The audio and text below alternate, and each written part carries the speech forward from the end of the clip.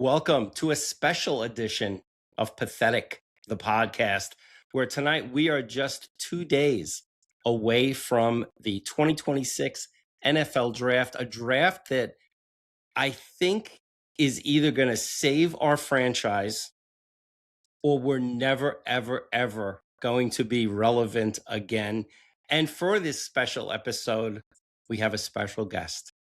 He's been on the show once or twice before. He is known to everyone as Jetman. Ted, how are you? I'm doing well, Ted. I love being known as Jetman because there's so many Jetmans that show up at MetLife, and Fireman Ed has passed that baton. But, I'll be the behind-the-scenes Jetman. I'm excited. Thanks for having me. Very good. It's good to have you here. Mikey, how are you doing, buddy? Doing great. We are ready to go here. Let's get into this. We got a lot of picks to break down here. So, well, Mikey, we're going to let Ted go first because he's got a hard out. Where he's going tonight, nobody knows, and he's not sharing that, but he's doing something. And if anybody knows this guy, it could be anything. It could be anything. So, Ted, first question for you. How are you feeling about the draft? I'm excited. It's my favorite event of the year. We are April heroes. That's what we do here in Jetsland. This is our Super Bowl. It always will be. I'm young, and every single time I show up, we are picking top 10. So it's no greater time than right now to get after it. I am a religious believer in all of the Jets regimes that have ever existed. We'll bring it back to McCagnon and his 39 Dunkin' coffee cups. Thought he was the best man to ever take the job. We can go to Idzik. We can go to Tannenbaum. We can go to all of them, and I'm a supporter of them. I love what they do until, we roll around to OTAs and find out that everybody we drafted either sucks or is cursed. But I'm a big fan of Muji. Yeah. I think he's got a good head on his shoulders. He knows what he's doing. For the first time, before we get into the draft talk, just opening statements here. For the first time, I think there's no sort of leaking coming out of the front office, coming out of One Jets Drive, coming out of, Jets are going to do this because they're Jets just jet. This is, I didn't live see the Marino Shabakle. I did. Down and all that. You did? Well, you couldn't see it live because it wasn't broadcast live, but we were getting updates on the radio, and I almost jumped out a window. I don't think that's happening with this regime. I think it's tight-lipped, under wraps, and we'll get into picks here and all. But if you're sitting here with a straight face saying you know what the Jets are going to do, all you've been doing is watching too many Todd McShay videos on Twitter and Instagram because nobody knows what they're going to do in 2 minutes' time. Well, I also think Diana Rossini's been a little busy, so I don't think she's gotten a chance to really rip on the Jets as much as she wanted to. So, am I allowed to just ad hoc here and get into that story a little bit? If you have the time, sure, because we don't want to lose you before your draft picks. We love the Patriots, We've been loyal Jets fans, but how can you not love an organization of such prestige, such ability to do things the right way? We have the Belichick scandal. We have the deflated ball scandal. Now we've completely changed regimes, and we've gone into a thing. Let me just lay out the kind of backdrop, because this really rubbed me the wrong way, okay? You have Rossini coming out and saying, and she does good work, I see her face apparently she does Sunday morning. Yeah. She comes out and says, I'm resigning, which everybody knows when you resign from something, you're obviously admitting defeat. But let's bypass that statement and say she's just resigning because she thinks it's the right thing to do. And there's, I'm out.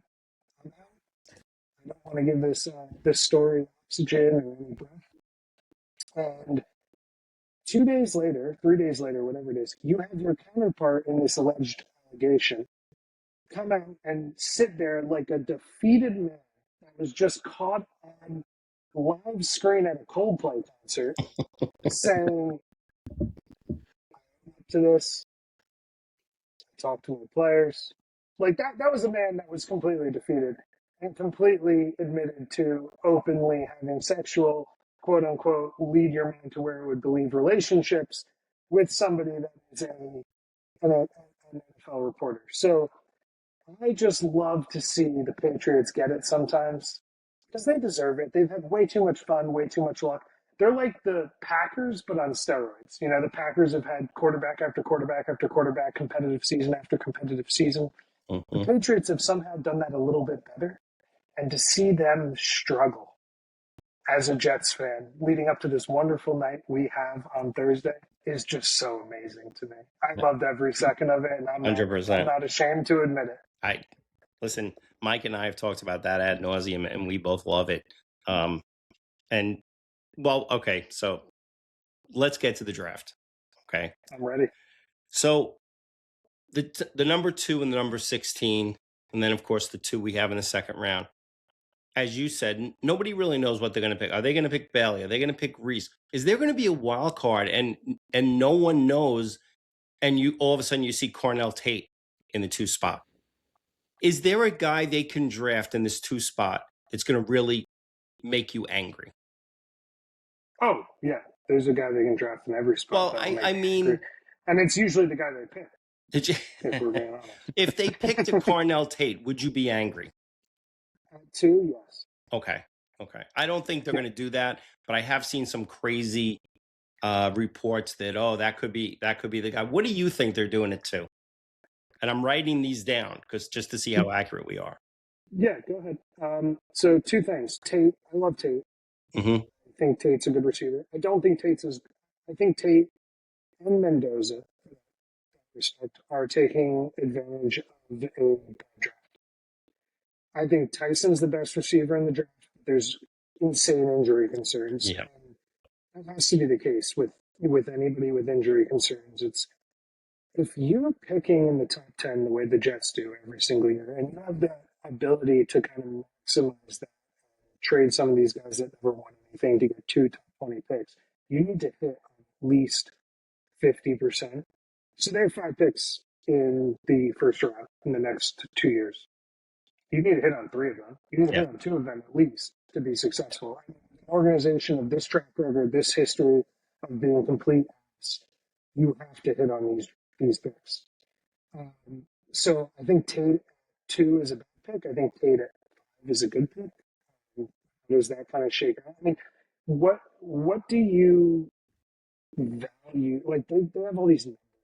It's like, oh, if they're if you trade a 7th overall first round pick and 20th overall first round pick, it's 300 points. Right.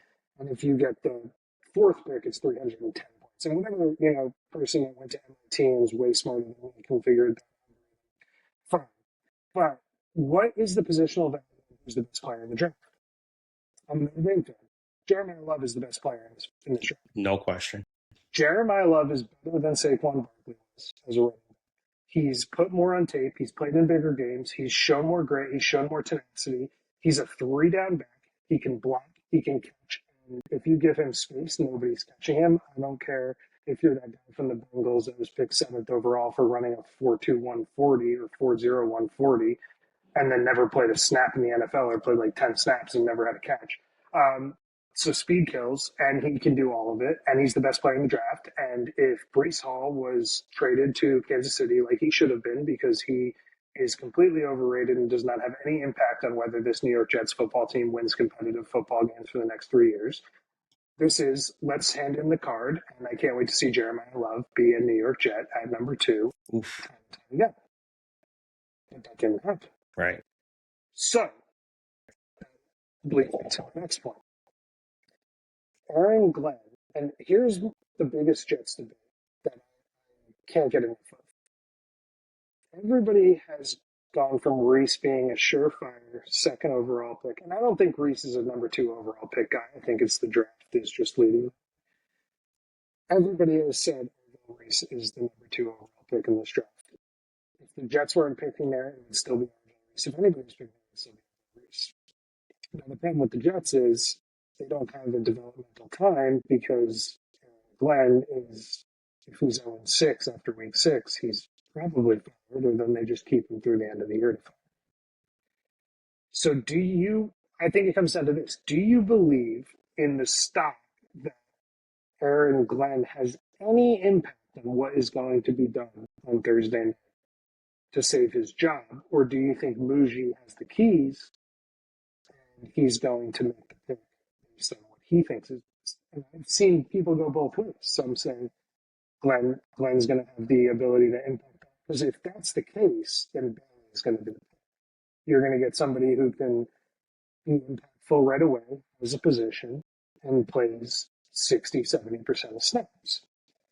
If that's not the case, and Muji is saying, I'm going to build the team and will exist longer, then and I don't care about it, then the pick's going to be Reese, and he's going to, say it this way, he will play 30% of snaps this year. Like, you're essentially drafting at number 2 a person who will not play. I think it's going to be Muji's pick because, quite honestly, I really believe that what they've added to this defense makes it so that you don't have to take Bailey for an immediate impact. And I don't think he would draft for his job. I really don't. I don't think Muji would be on board with that. And I get the impression that they are at least 50-50, Muji and Glenn. It was the other way a year ago. It was Glenn much heavier weighted. But no, I agree. I think Arvell Reese, and I think I'm thinking 40% of the snaps, and I think everything is gearing up towards 2027. Yeah. Sorry, man. Let me ask you a quick question. This is for both of you. Do you think David Bailey is a better prospect than Aiden Hutchinson? No. I don't think so. Do you? No. Right. And he went number 2 to behind Tavon Walker, who's also a very good player. Or I think that was Tavon Walker. Mm-hmm. But here's do you take that? I watched a lot of Reese's highlights. He never rushes the ball. He's not an edge rusher. He's not outside linebacker. He's 100% all his edge rushes were delayed. Think of a halfback draw. You hike the ball, you scan the field, then you hand it to the running back. That was every single Arvell Reese pass rush.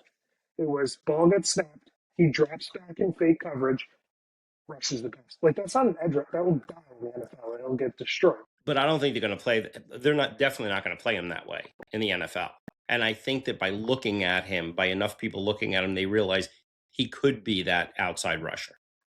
Even though he didn't do a lot of it in college, he can be. Kind of like when they talk about guys who never get behind center, everything is, in the shotgun.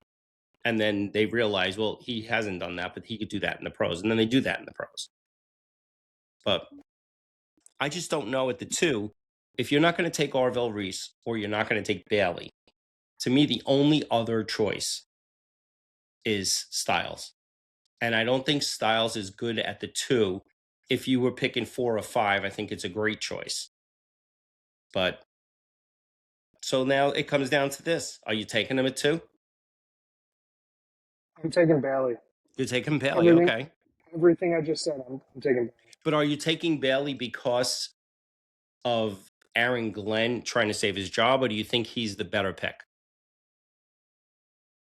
That's a really tough question. I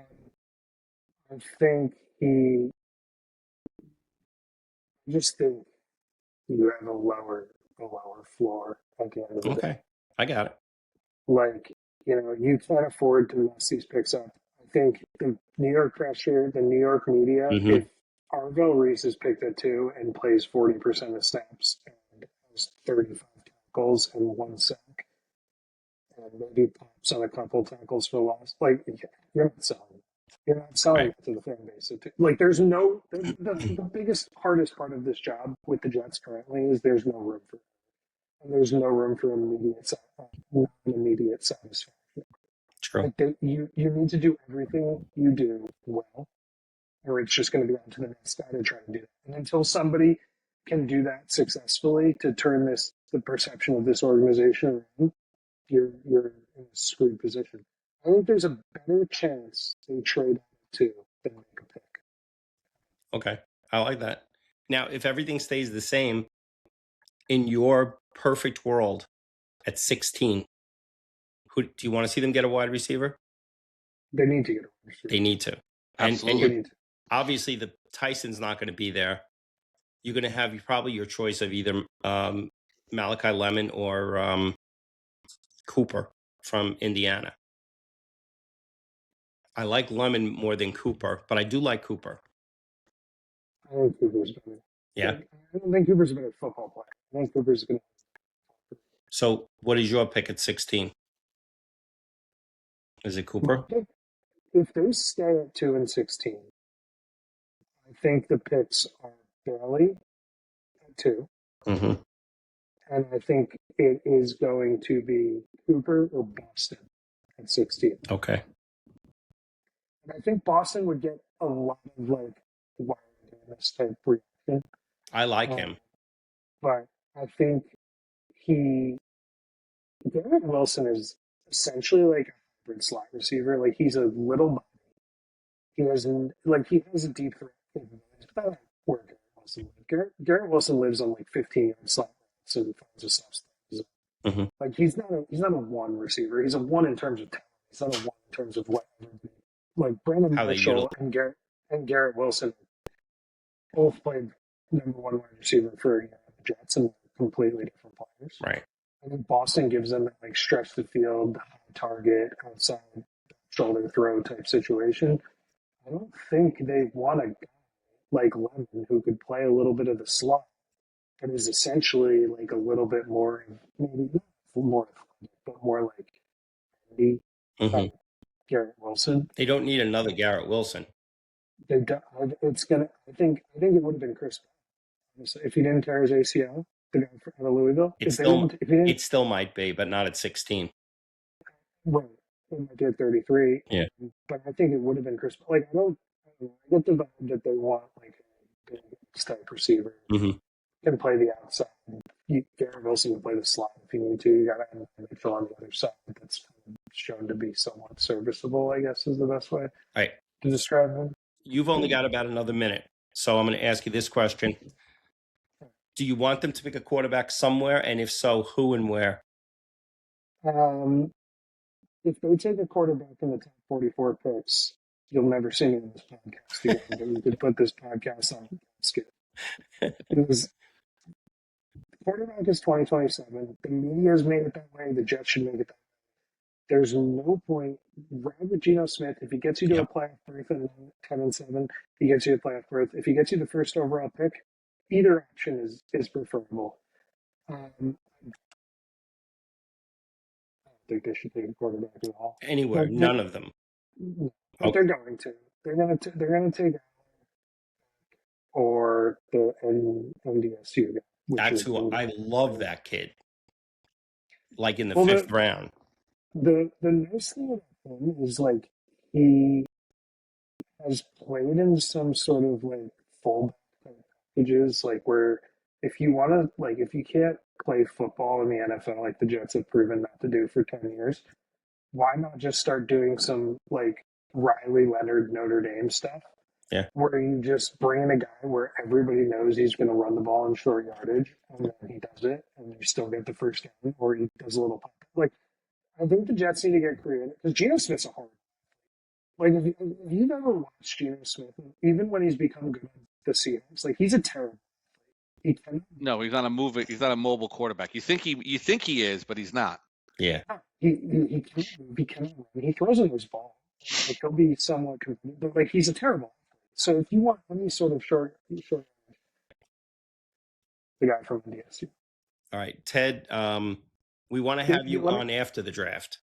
Let me get picks 33 and 44. Oh, okay. You got time? You're not going to get in trouble? No, be all right.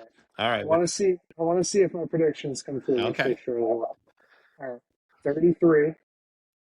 We are going to go with. Are you ready for this? I'm ready. Fred Long. Interior lineman from Oregon. That's a good. Yeah, I could see that. Okay. Edge rusher.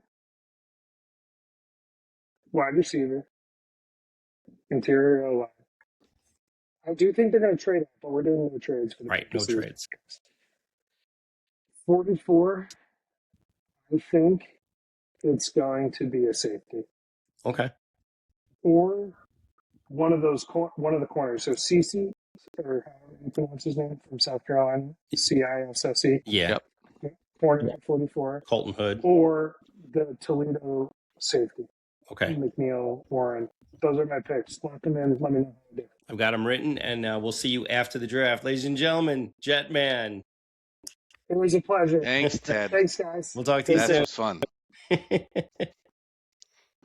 So, Mike, Jetman made his appearance. He never does his disappoints. thing.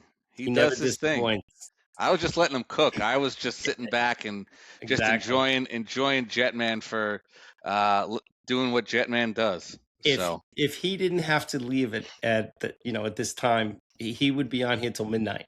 Yes, absolutely. We'd have to play him off or do the gong or something, So, Mike, there's been the last 2 days, there's been a lot of stories, but I think Ted is right. I don't think any of these stories are coming out of Florham Park. Yep. I think that they're being made up. And I heard today that the Jets are working on and almost have a deal in place, if it falls this way, to trade up to 7 to get Cornell Tate, the wide receiver. And the pick would include giving up the 16 and one of the the low second rounder. Dallas moving up to 2, giving us the 12 and the 20. And I want your opinion on that. Would you do that? Would you trade the 2 to pick up the 12 and 20? Now you're picking 12, 16, and 20 in addition to the 2 2s. Would you do that? I might. I have another crazy scenario that I want to discuss once I give my actual pick, and then I Okay. have something that's a little bit more out of the ordinary when it comes to what they're going to do. That's a little more draft day-ish than what would normally be. But you know me, I'm not going to sit here and just make the conservative consensus pick in terms of who we're going to take.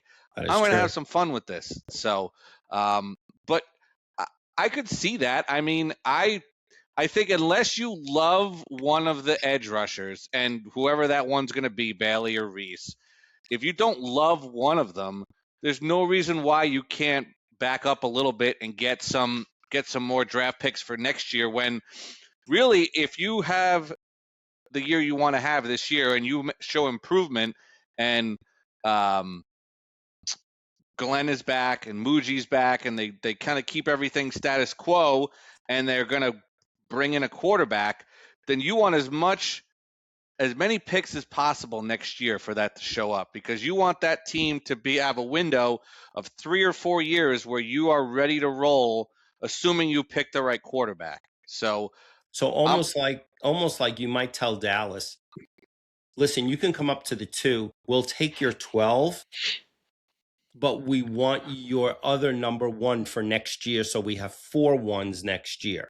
Right. That way, wherever you end up in the draft, if you end up at 17 because you made the playoffs as a wild card team, right, you can package a whole bunch of those picks and move all the way up to 1, especially if it's a team like the Raiders, who may have a tough year, or another team that's not going to take a quarterback at 1, to trade up and use that capital to get up to where you want to be, so you can make your choice as to who you want your quarterback to be in the draft next year. Okay, so let's do this. Give me 2. I want your first round. I want your 2 picks. I want your picks if we don't make any deals. Yep. And then I want the picks with deals that you have in your head. Yep. And those are the fun. That's the fun one. Okay. Strap in for that one, folks, because that one is going to be fun. But in terms of what I actually think they're going to do, I am not with Jetman. I'm thinking it's Arvell Reese, because I think he just has the speed to make a difference in the league. I know he got 14.5 sacks, Bailey, at Texas Tech, but that league is all they do is drop back and pass in that league. That's all they do. There is nothing else in the Big 12.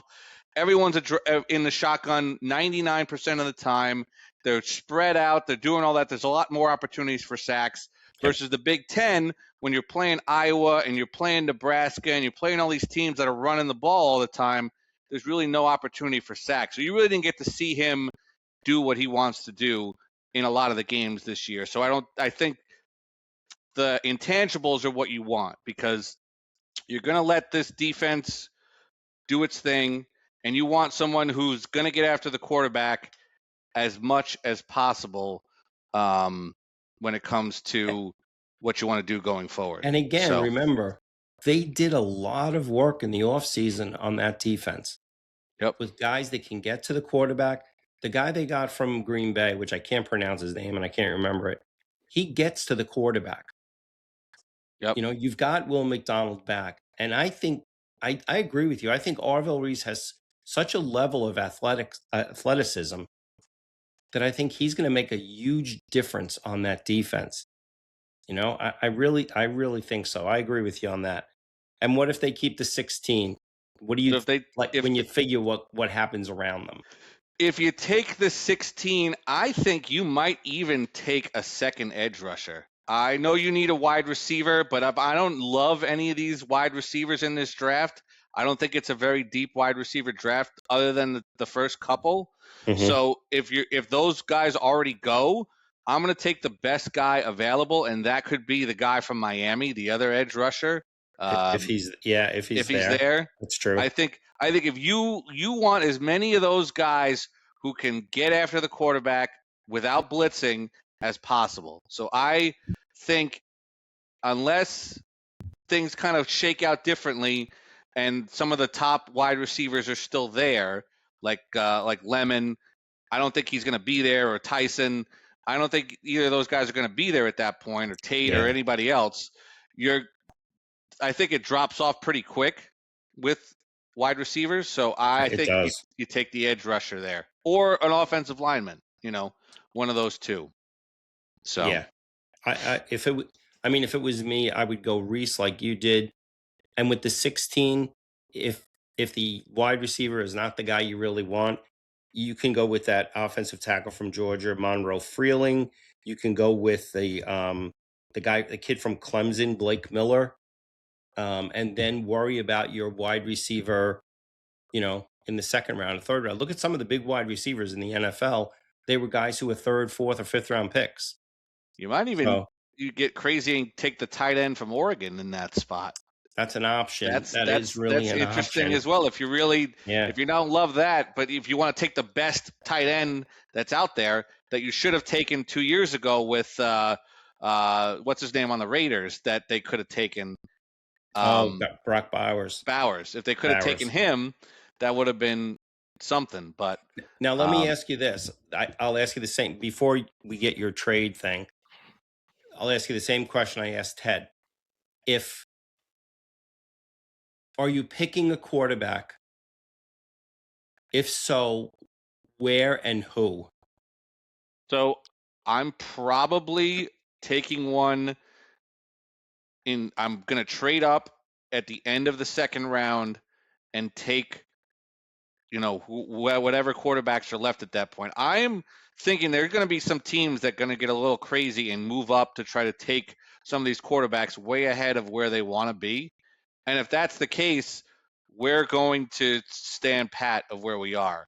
And I don't think you take one this year just because I don't think it makes sense to reach. And I hope that we don't get into the trap of Diego Pavia in like the third or fourth round. No. Because everyone's starting to love this guy that, he's a winner and he's an underdog and all this other stuff. I want to stay away from him, even though I loved him before. But, you know, when we get to the piece here, I think, you know. Not for New York, though. Yeah, I know. He'd be a disaster in New York, unfortunately, I think, because he'd say the craziest, stupidest stuff, you know? Yep. So, okay, so now, Mike, what would you're Darren Muji. You're in the first round. You're sitting there with the number 2. Fernando Mendoza is gone. Fernando Mendoza's gone. Oh, okay. All right. I'm assuming he's gone. Yes, Fernando Mendoza is gone at 1. All right. We're going to assume that. We're not going to go that nuts with anything. So Mendoza goes 1. Here's where it gets crazy, so strap in. Strap in, kids. Number 2 pick, Jeremiah Love from Notre Dame at number 2, right? I love him. I'm so afraid to pick him at 2, though. You take him at 2. You take somebody at 16, the wide receiver or whoever, and then you take you take one of the 2 number 2s and Breece Hall, and you trade him to Kansas City at 27, and you take Ty Simpson at 29. I'm sorry, 29. You take Ty Simpson at 29 at the end of the first round. So you have the Notre Dame running back, you have Ty Simpson, and you have a wide receiver in the first 3 picks of the draft. Listen, I got to tell you, and I like Ty Simpson a lot. I even like him better than I liked Jackson Dart coming out last year. That scares the hell out of me. Because that would be fun. If that happens on draft night, that would be really fun. I don't think it's going to happen. I think that is absolutely nuts that they would do that, because I think the defense needs a lot more help than that. And you think you need an edge rusher in that spot. But if you're really trying to get the best player at 2 and you don't love either of the 2 edge rushers, you have questions about them and you're not sure what's going to be, right, then you take the best player at 2. And then you figure out a way to get Breece Hall out of there, get him to Kansas City where he wanted to go, and you could take Ty Simpson at 29 and do what the Giants did last year with Jackson Dart, with someone who I think everybody likes, Simpson, but not early on in the draft. Here's the problem with that, though. You have Geno Smith. Right. And I'm going to be honest with you. I really like Geno Smith in this spot. Here's the other thing: is Geno Smith going to stay healthy? That's the question. If he gets, especially with, if our offensive line is not where it needs to be, you're going to have Geno Smith, and Geno Smith's not a guy who can move that much. If he gets hurt, then that's a perfect time for Ty to come in. And if Geno Smith catches lightning in a barrel and they make the playoffs, then that's just Patrick Mahomes sitting for a year behind Alex Smith to get ready to be the guy next year. But then you've got your picks next year. You still have to pick a quarterback because you don't know if Ty Simpson is the guy. Right. You still got to pick a guy. Right. Well, I will worry about 27. I will worry about 27 when 27 comes. But if I like Ty Simpson a lot. I've watched a lot of his games. Yep. I think he is the better. I hate to say it with Mendoza how good he was throughout the whole playoffs and everything. You like him better than Mendoza. I do like him as much as I like Mendoza. Yeah. Not more. No, it's I know close. You said that all year. So it's something that if you can do what the Giants did last year, especially with the 2 picks, and if you are if Kansas City wants Breece Hall that bad, and Breece Hall wants to go there, then send him on his way and take Ty Simpson at 2. It's crazy. It's nuts. No, it's not crazy. It's another way of looking at it. But it's contrary to anybody else's view on it. Correct. Which, listen, that's never stopped you before. No, I'm Mr. Unconventional, so. Uh-oh. Did we lose Mike? Do we have Mike? Mike's frozen here. I think I lost Teddy. that trade was so crazy. It froze out Mike's internet. I am with it here. I don't know where Teddy went. We're going to have to. Well, Mike is taking care of his technical difficulties here. I'm going to vamp for. I'm going to hope that they do take Reese at 2 until he hops and then take back a wide receiver. And in the second round, I'm looking for them to take probably a cornerback and or a safety. I can hear you. Yes. Am I echoing or anything? No, you're good. I'm back. You're back. Oh, I was saying that Here, it we'll was go a, through. cr- Hold it on. was We'll go 3, 2, 1, and you'll go back so we can edit this part in. 3, 2, 1. okay. So looking at how crazy what you did or what you proposed was, it's just that you know what everybody says about quarterbacks that have less than 20 starts. There haven't been many, and I would love to say they're wrong, but I can't argue with the facts. Right. And we both watched a lot of the SEC. You're a South Carolina fan. I just like watching the SEC games, and we both loved him. That would be interesting. For me, in the second round, I'd like to have maybe a corner and a safety. Yeah, I But like the kid that from would be South Carolina. something. If I'm going to go do a normal pick, the kid from South Carolina, Smallwood said, I would agree with him completely Yeah. that that's a great pick because he was legit and could be a really good corner. And that's another thing that we really need to do better on is the Yes. corner. So if we could get a solid one here, I would be on board with that as well. So Do you think there's any chance at all that the Raiders are not taking Mendoza? no, I do Okay. not. Okay. I would love to think that, and I would love to have that in my head that they're not going to take him, but I would fall out of my chair on Yeah. on draft night if they don't take him number one, Yeah. and they don't have him signed to a deal beforehand, because usually now the one, if you know it, they could sign him right away because you know you're taking him. So Right. See, I would love to see somebody come up from, like, let's say a Tennessee or a Cleveland, move up and 1 or 2, so that this way, more than likely, they're either going to take Jeremiah Love or Bailey.